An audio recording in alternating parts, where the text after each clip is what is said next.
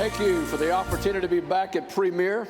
Most of you know I'm a psychologist by training. I quit being a psychologist because, well, I just got tired of listening. I got tired of saying, uh-huh, uh-huh, uh-huh, uh-huh.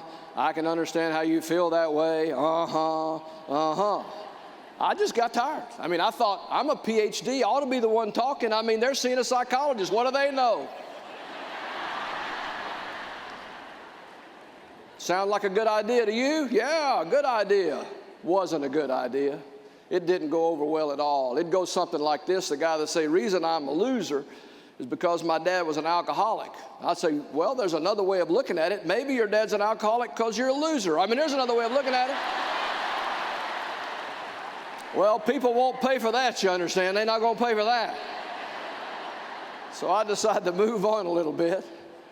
Actually, one of my first patients when I was practicing was an interesting man. He sat down and I say what psychologists say. I said, how can I help you? He says, you can't help me, I'm crazy.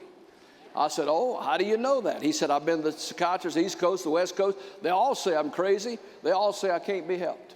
I said, what are you doing right now? He said, I'm seeing this guy over in North Dallas. I said, what is he telling you to do? And by the way, if you ever want to be a psychologist and make money at it, always ask people what they're doing right now and don't advise that because it's not working or they wouldn't be seeing you, understand?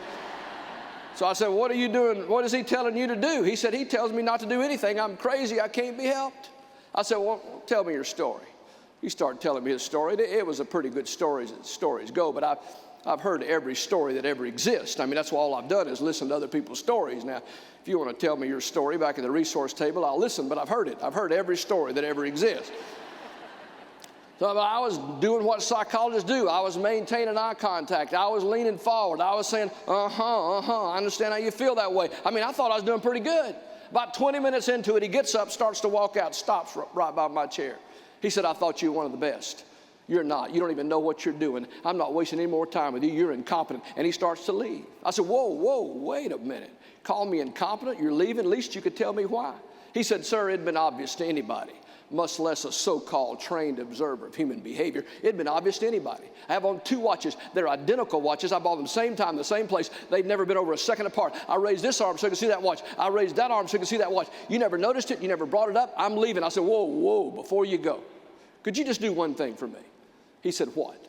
I said, take this notepad. I always take notes when people talk. Take this notepad. I want you to look at what's on top of this notepad in big, bold letters. And I want you to read it to me out loud. Him a notepad, he kind of smiled. I said, no, I want you to read it to me out loud. He then read these words. This man has owned 2 watches. He said, you noticed, didn't you? I said, not only did I notice, I know why you wear 2 watches. He got excited. His eyes started to get big. He started talking fast. He said, well, quick, why do I wear 2 watches? I said, because you're crazy. You told me that when you first came in here.